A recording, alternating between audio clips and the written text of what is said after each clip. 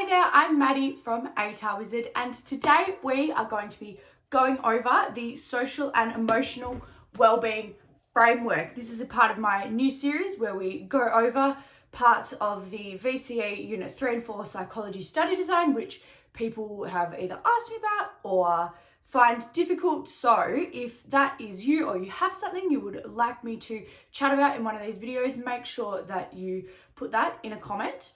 But we will be going over this with reference to the ATAR Wizard Complete Psychology Units 3 and 4 notes, which you can grab via the link in the description. I am also offering VCE Psychology tutoring, and you can grab that also via the link in the description. So I look forward to seeing you there. Now, without further ado, let's get going. So, Social Emotional Wellbeing framework, it is a multidimensional framework. Now, it being multidimensional means that it's made up of different components.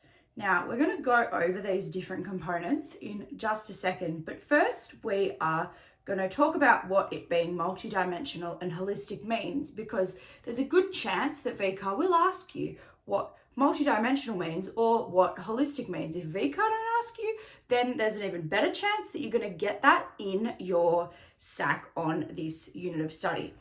So multidimensional, it's made up of different components. There are lots of different parts.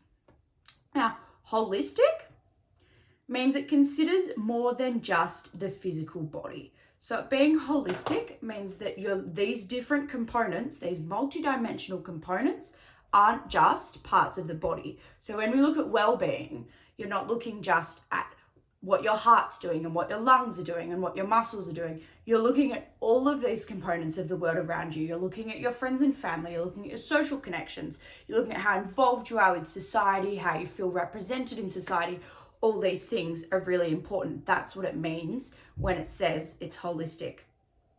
Now, then we go to this as a framework for understanding mental well-being, which includes all elements of well-being for Aboriginal and Torres Strait Islander peoples. Now, this Aboriginal and Torres Strait Islander peoples are mainly that's what we're looking at when we look at this social and emotional well-being. So it's different to the Western views of well-being, which we have, which often only focus on elements of the body rather than social connections. And this framework for Aboriginal and Torres Strait Islander peoples looks at these multidimensional and these holistic components, which is really super important.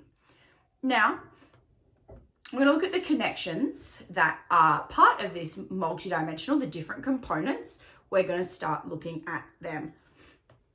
So the connections are broken down into the connection to mind and emotions, the connection to body, connection to family and kinship, connection to community, connection to culture, connection to country, and connection to spirituality and ancestors.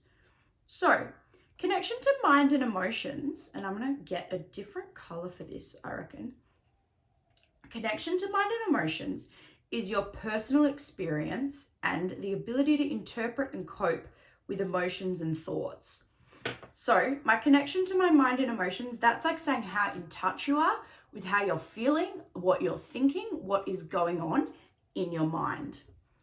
Now, connection to body is someone's relationship with their physical being. So the connection to body is the one where we do actually look at what the heart's doing and what the lungs are doing and what is going on in your body. And this connection to body is the closest to a kind of Western framework.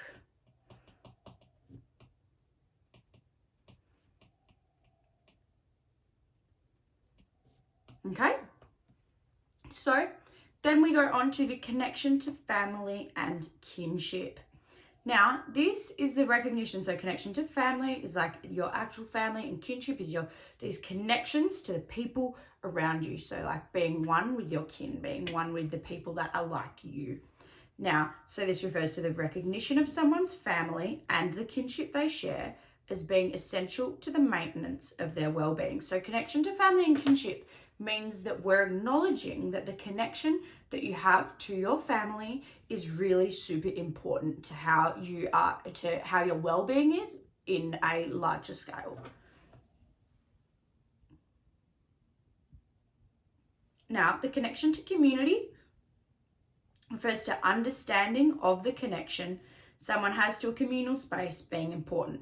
So connection to culture refers to understanding of the values and systems of identification someone shares as being essential to their well-being. So it means that we know that the culture that exists around a person is really super important to their well-being, and you can't function effectively if your culture is different to how you think about yourself. So if you're living in a place where the culture is very different to how you think about yourself, that might be detrimental to your well-being. Whereas if the culture in the area, if the culture around you represents your culture, that is going to be really beneficial for your well-being. And that's what this connection to culture is referring to.